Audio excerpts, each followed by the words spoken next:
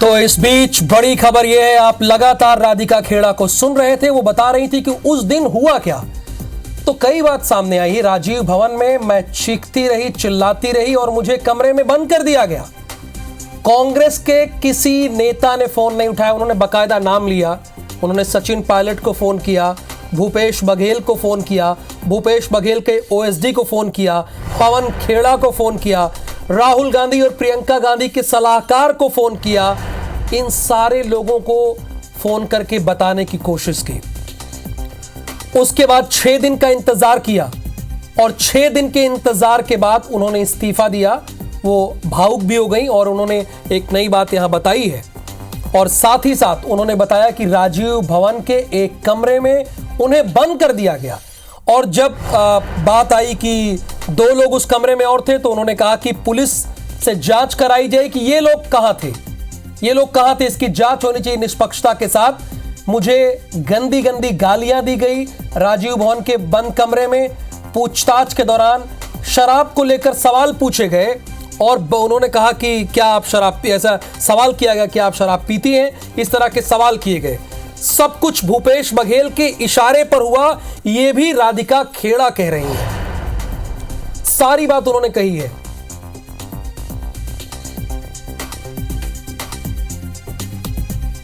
राहुल की यात्रा के दौरान मुझे शराब ऑफर की गई थी। पूछताछ के दौरान शराब को लेकर सवाल पूछे गए थे और पूरी बात उन्होंने बताई है। सौरभ सिंह परिहार इस वक्त हमारे साथ लाइव जुड़े हुए हैं, जिन्होंने सबसे पहले इस खबर को ब्रेक किया और कांग्रेस के प्रवक्ता से और संचार प्रमुख से बात करने की कोशिश भी की। तो उस दौरान क्या हुआ वो भी हमने आपको दिखाया है।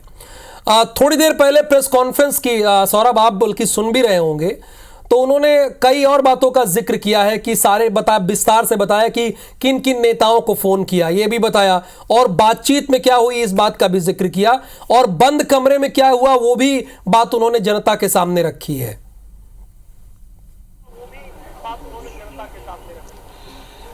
बिल्कुल देखिए राहुल, जिस तरीके से सबसे पहले IBC 24 ने दिखाया था कि किस तरीके से राजीव भवन संचार विभाग के कमरे में राधिका खेड़ा और सुशील आनंद शुक्ला के बीच जो है बहस हुई थी और बदतमीजी की बात जो है बार बार राधिका खेड़ा जो सुशील आनंद शुक्ला को लेकर कहते रहे। और निश्चित रूप से जब पूरा घटनाक्रम हमने जो है ये पिछले मंगलवार की घटना है पूरा बताया था कि राधिका खेड़ा जो है कैसे रोते हुए जो है जाती है, फिर पूरा एक घटनाक्रम चलता है। लेकिन आज सबसे महत्वपूर्ण जो है 3-4 बातें उन्होंने कही है कि सबसे पहले कि शराब परोसने की बात जो सुशील आनंद शुक्ला ने कोरबा में जब भारत जोड़ो यात्रा कार्यक्रम चल रहा था तब शराब परोसने की ऑफर कही गई। और इसके अलावा रात को 1 बजे सुशील आनंद शुक्ला ने दरवाजा भी खटखटाया है जब वहां वो होटल में रुकी थी। आप देखिए कि किस तरीके से कल जब हमने दरवाजा खटखटाया था शाम को 6 बजे, तब जो है सुशील आनंद शुक्ला और उनके नेताओं का क्या कहना था और ये रात को 1 बजे। अगर ये आरोप लगा रही है और ये आरोप सही है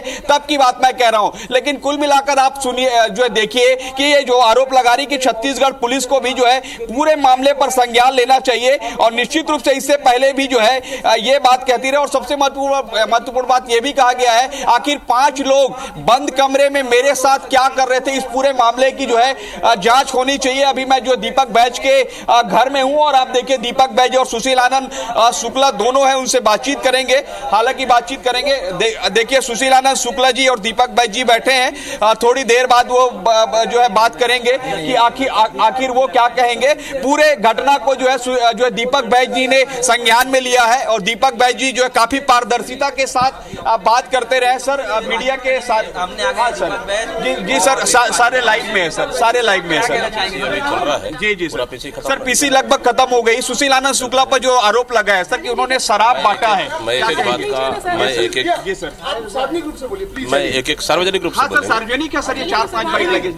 चलिए ये सुशील आनंद शुक्ला जी से बात कर लेते हैं। आपने शराब ऑफर किया है मेरे पूरे खानदान में आज तक किसी ने शराब नहीं पिया है। ठीक है, ये देखिए, ये बड़ा बयान दिए सुशील आनंद शुक्ला जी ने कि कभी इनके खानदान में शराब नहीं पिया है, तो शराब ऑफर की बात कैसे करते। तो सर ये जो लगा रहे हैं आरोप, उस आरोप को कैसे देखें सर? बेबुनियाद है, भारतीय जनता पार्टी से प्रेरित है। छोटी बहन है, इतनी ज्यादा मर्यादा नहीं गिराना चाहिए उन्हें। सर वो कह रहे रात में आपने दरवाजा भी खटखटाया सर 1 बजे कहाँ पे? कोरबा में, वो एक तरीके की बात कह रहे हैं सर। गलत है जी, तो आपने सुना यहाँ पर राहुल सुशील आनंद शुक्ला जी का कहना है कि रात में 1 बजे जो है दरवाजा मेरी ओर से नहीं खटखटाया गया था, और जो है सीधे जो है दीपक बैज जी प्रेस कॉन्फ्रेंस को जो है संबोधित कर रहे हैं। मैडम नीचे लगा दीजिए, लगाइए नीचे लगाइए, वो प्रेस कॉन्फ्रेंस संबोधित कर रहे हैं। जी सर, आप लोग खड़े जाओ, सुशील आनंद जी बैठ जाएंगे।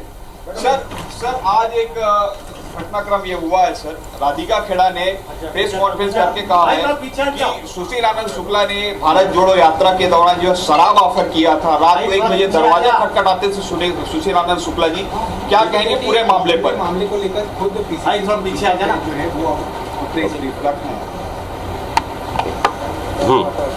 सवाल। जी सर, राधिका खेड़ा के आरोपों पर क्या कहेंगे? देखिए, 2-3 चीजें उन्होंने कहा है कि मैं राम भक्त हूँ और पार्टी कार्यालय में जो घटित हुई, मैंने एआईसीसी ने इसको परीक्षण जांच करने को कहा, मैंने जांच किया और रिपोर्ट मैंने एआईसीसी को भेज दिया है। रही कांग्रेस कार्यालय की सुरक्षा की बात, कांग्रेस कार्यालय में आज भी आप देखेंगे, चाहे कंट्रोल रूम हो या फिर हमारा वॉर रूम हो, सभी जगह महिला कर्मचारियां आज भी काम कर रहे हैं और वो सुरक्षित हैं। कहीं कोई ऐसी स्थिति नहीं है। कांग्रेस कार्यालय में आज तक कभी इस तरह हुआ न कभी होगा। हाँ, दोनों के बीच में, सुशील आनंद शुक्ला जी और दोनों के बीच में, ये अभी से नहीं, बहुत लंबे समय से छोटी छोटी बातों को लेकर आपस में मतभेद थी दोनों के बीच में। लेकिन उस दिन थोड़ी सी कि पीसी अरेंजमेंट को लेकर, अपना अधिकार को लेकर कि ये मेरा अधिकार क्षेत्र है, मुझे करना चाहिए, थोड़ी सी बातों को लेकर बहस हुई। ये सच्चाई है और मैंने सभी रिपोर्ट एआईसीसी को मैंने भेज दिया है। हाँ, लेकिन अपनी व्यक्तिगत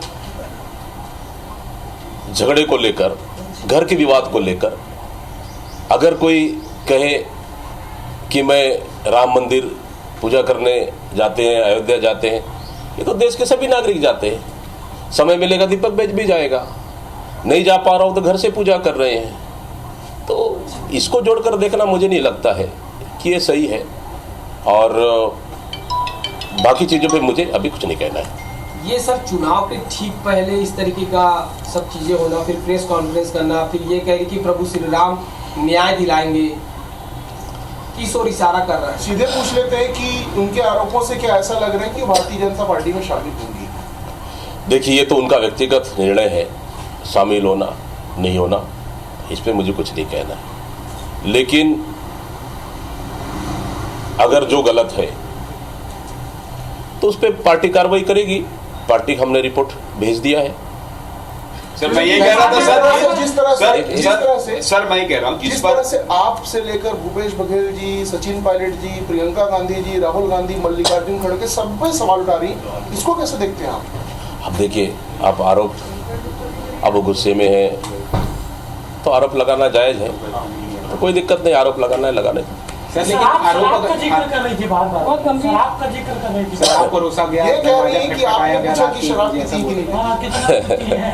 अब इस पे मुझे कुछ नहीं कहना। सर ये कह रहा था कि राधिका खेड़ा ने तो इस्तीफा दे दिया, अब वो कह रही है कि सुशील आनंद शुक्ला ने जो है उनके साथ दुर्व्यवहार किया है, शराब परोसने की बात कही। तो सर अब क्या जो जिन पर आरोप लग रहे हैं वो व्यक्ति पद पर रहेंगे कि नहीं रहेंगे? क्या कोई कार्रवाई होगी? अब देखिए, इसमें पार्टी निर्णय लेगी, पार्टी निर्णय लेगी, उनको पद में रहना है नहीं रहना है, पार्टी क्या कार्रवाई करती है, क्या है, किसके ऊपर कार्रवाई करती है, दोषी कौन है, क्या है, पार्टी निर्णय लेगी इसमें। तो सर अब एक पक्ष तो सर उन्होंने इस्तीफा दे दिया, अब उस पर क्या कार्रवाई होगी?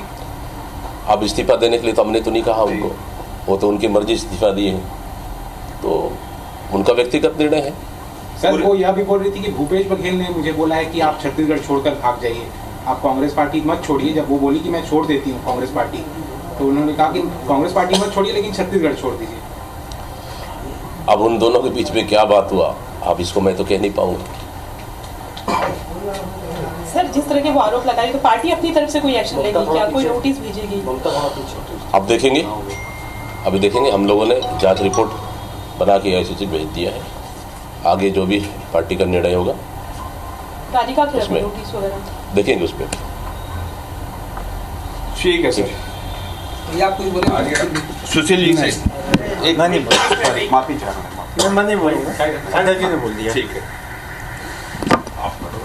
हो गया भाई, मैं कर लेता हूँ। नौ घंटे बोलना, ठीक है, चलिए। 1 to 1 लोग हैं। हाँ हो जाओ, ठीक है सर, चलिए ठीक।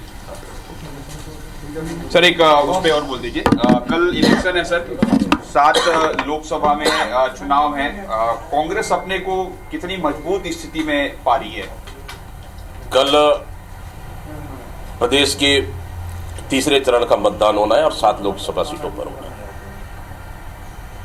और निश्चित रूप से कांग्रेस पहला चरण से लेकर तीनों चरण तक मजबूती के साथ चुनाव लड़ी है। सभी प्रत्याशी हमारे मजबूती के साथ चुनाव लड़े हैं। हम भारतीय जनता पार्टी की सरकार की नाकामियों को, केंद्र सरकार की नाकामियों को, राज्य सरकार की नाकामियों तक, जनता तक हम पहुंचाए।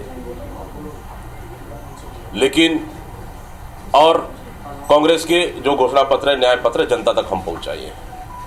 जनता में जबरदस्त उत्साह है, वोटिंग प्रतिशत बढ़ी है दोनों चरणों में, और तीसरा चरण में वोटिंग प्रतिशत बढ़ने का पूरा उम्मीद है, क्योंकि लोग घर से